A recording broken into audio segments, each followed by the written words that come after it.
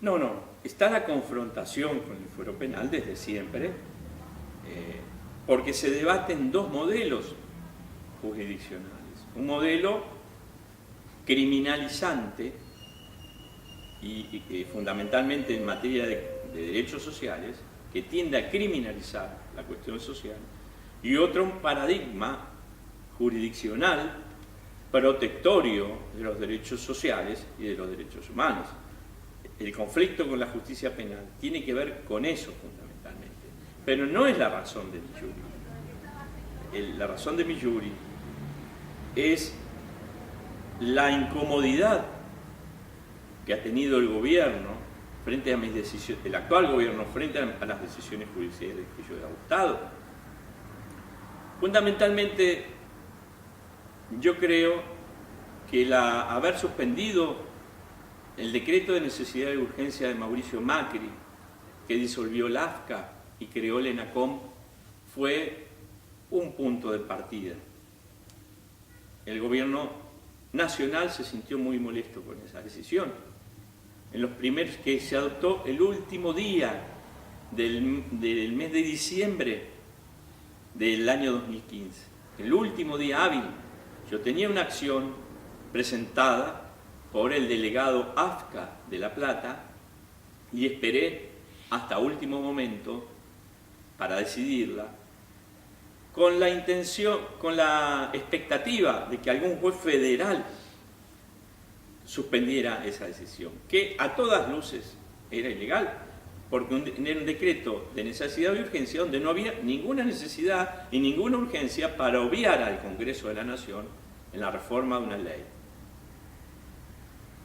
La ley no se podía reformar por decreto. Entonces, esta decisión mía, adopté esta decisión a última hora, el 30 de diciembre de 2015, molestó mucho al Ejecutivo, fue a la Cámara Federal, porque era competencia de la Justicia Federal, pero los jueces provinciales podemos dictar medidas urgentes. La Cámara Federal confirmó mi decisión. Y esto obligó al Gobierno Nacional a negociar con legisladores, integrantes de la Comisión Bicameral, la aprobación de ese decreto. Y fue finalmente los legisladores integrantes de esa comisión los que le otorgaron rango legislativo a ese decreto de necesidad y urgencia, y la medida cautelar quedó sin efecto. Creo que eso incomodó muchísimo, fundamentalmente a ciertos grupos económico-mediáticos. Me refiero particularmente a Clarín.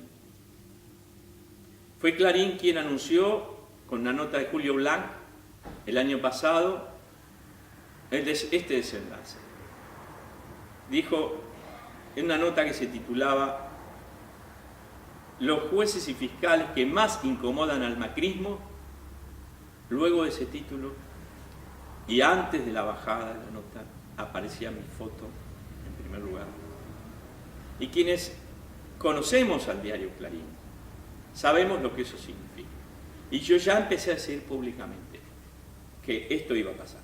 Y efectivamente pasó. Me refiero a mi desplazamiento. Incluso estuve en la lista de los 110 espiados que publicó De Bonafini. Y no tengo duda que yo, que estaba entre las 582, la lista negra de Macri, los 582. Entonces yo lo decía públicamente, porque estoy convencido, a partir de esa nota, yo sabía cuál era mi suerte. Pero además molestó mucho la cuestión, mi decisión respecto de las tarifas, la suspensión o la anulación del aumento tarifario. Porque fui una de los jueces más visibles en esa discusión, porque nosotros veníamos aplicando este mismo criterio en soledad prácticamente desde antes, concretamente desde el año 2012, con el aumento de la tarifa de APSA aquí en la provincia de Buenos Aires, de aquel 180% que habían dispuesto el gobierno provincial sin audiencia pública previa. Y nosotros dijimos que aunque las leyes no lo establezcan, la audiencia pública siempre tiene que estar, porque era un imperativo constitucional del artículo 42 que prevé el acceso a la información veraz para los usuarios. Y eso se logra a través de una audiencia pública. Ese fue nuestro criterio solitario, que finalmente la Corte de la provincia confirmó y que APSA nunca devolvió a los usuarios los importes respectivos. Pero fue convalidado por la Corte. Cuando surge el nuevo aumento de tarifas, también sin audiencia pública, nosotros aplicamos, y la mayoría de los jueces siguieron ese criterio también. Pero como nosotros lo veníamos aplicando, yo fui uno de los jueces más visibles en esa discusión. Y llegamos a discutir fuertemente con Aranguren, no personalmente, pero sí a través de los medios, sobre la razonabilidad de esa tarifa. Hay varios artículos periodísticos. Molestaban mucho, no solamente mi decisión, sino mis declaraciones públicas al respecto, porque yo siempre explico mis fallos. Vos sabés, la prensa sabe que yo siempre he explicado a la comunidad en qué consiste. Porque no todos son abogados y tienen derecho a saber qué es lo que decidimos los jueces. El punto, digamos, pero la cuestión más conflictiva, y yo creo que eso fue lo determinante, fue el conflicto docente, y el conflicto con los trabajadores estatales, en medio de la disputa del Poder Ejecutivo Provincial de María Eugenia Vidal con los trabajadores docentes por las paritarias y por el salario.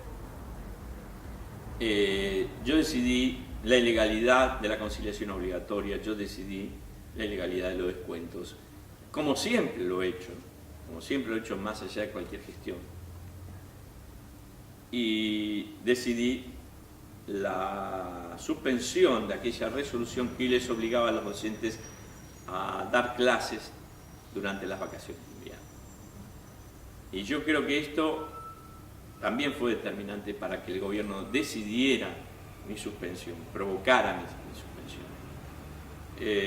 utilizando estos viejos conflictos con la justicia penal.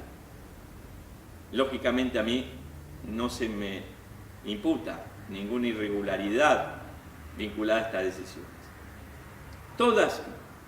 Hay 21 cargos contra mí en el jury, no en la causa penal. La causa penal es un solo tema, que es esta del oficio del fiscal Baum. Hay 21 puntos. La mayoría son conflictos de competencia con la justicia penal que no deben dirimirse en un jury, sino en un expediente. Todas las leyes procesales establecen formas de resolverlos.